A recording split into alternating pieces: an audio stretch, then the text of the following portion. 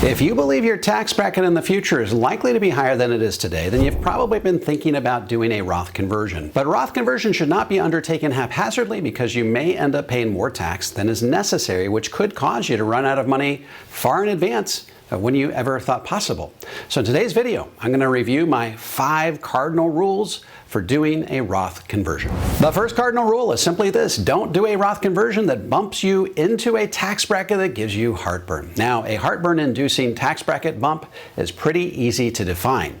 If you're currently in the 10 or 12% bracket, never go higher than the 12% bracket. That means avoid the 22% bracket at all costs. If you think taxes are going to be higher in the future, nearly doubling your tax bracket from 12 to 22 seems like a pretty crazy way to safeguard against it. That means if you're single, don't go past $48,475 of taxable income. If you're married, don't go past $96,950. If you're currently in the 22% bracket, that means don't convert past the top of the 24% bracket. If you're single, that means stay below $197,300. If you're married, that means stay below $394,600. I personally think that the 24% bracket is the sweet spot in the current Trump tax cuts. Think about it. For an extra 2% more on the margin, the 24% bracket allows you to convert an extra $187,900 per year above and beyond the 22% limit. That is a good deal of historic proportions. And guess what? When the Trump tax cuts expire, the current 24% bracket is still lower than the future version of the 22, which is 25. So in your zeal to get your Roth conversion done before tax rates go up for good, do not, and I repeat, do not bump into the 32% tax bracket along the way. Why? Well, that leads us to the second cardinal rule. Cardinal rule number 2 has to do with how long these historically low tax rates are likely to last. It's almost a certainty that Congress will extend the Trump tax cuts for another 8 years through 2033. For that reason, you need to make sure you stretch your tax liability out between now and then. This will allow you to stay in as low a tax bracket as possible along the way. And given the trajectory of the national debt and our over $200 trillion in unfunded obligations for Social Security, Medicare, and Medicaid, there's a strong likelihood that taxes will rise dramatically in 2034 once Trump's second round of tax cuts expire. So get all the heavy lifting done before tax rates go up for good. Your future self will thank you for it. Cardinal rule number 3, don't lose sleep over IRMA during your Roth conversion period. IRMA stands for Income-Related Monthly Adjustment Amount.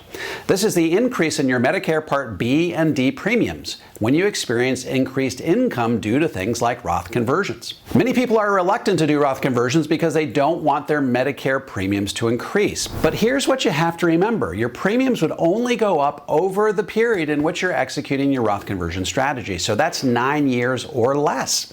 However, if you don't do the Roth conversion, your RMDs will gradually get bigger and bigger and bigger, and you may end up having to pay higher cumulative Medicare premiums over the balance of your life. So I encourage you to take a rip the Band-Aid off approach when it comes to IRMA and Roth conversions. Cardinal rule number 4, pay the tax on your Roth conversion out of your taxable investments like a brokerage account or cash whenever possible. Here's the thing, your taxable investments are your least valuable ones from a tax efficiency perspective. Every year as your money grows, you get to pay a tax. So instead of having taxes withheld from your Roth conversion, pay that tax out of your least tax efficient investment, your money market, brokerage account, or cash. That allows you to get 100% of the converted amount into your tax-free bucket where it will grow tax-free for the rest of your life and then 10 years beyond. It also allows you to skinny down the investments in your taxable bucket if that happens to be excessively large. By the way, the ideal balance in your taxable bucket is 6 months of basic living expenses. Cardinal rule number 5, know your ideal balance in your tax-deferred bucket before executing your Roth conversion strategy. Now, this may seem a little bit confusing. After all, if you think your tax rate down the road is likely to be higher than it is today, why not just convert 100% of your IRA to Roth? Turns out, there's a real good mathematical reason for not doing so. When you retire, you will have a standard deduction. That's $30,000 if you're a married couple retiring today, and half that amount if you're single. And yes, the IRS does index that number to keep up with inflation.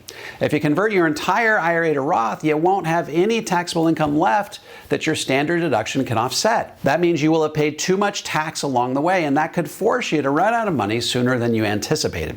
So you want to leave a balance in your IRA IRA that will produce an RMD that's equal to or less than your standard deduction. And if you're really astute, you'll keep that balance low enough that those RMDs don't cause Social Security taxation either.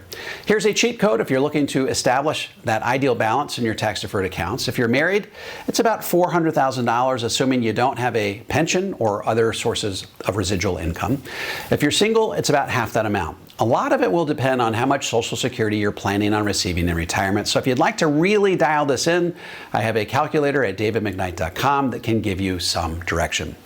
In summary, here are the 5 cardinal rules of Roth conversions. First, don't bump up into a tax bracket that gives you heartburn. Second, stretch your tax obligation out over the next 9 years before tax rates go up for good. Third, take a rip the Band-Aid off approach when it comes to IRMA. Fourth, pay the taxes on your Roth conversion out of cash. And fifth, know the ideal balance in your tax-deferred bucket before executing a Roth conversion.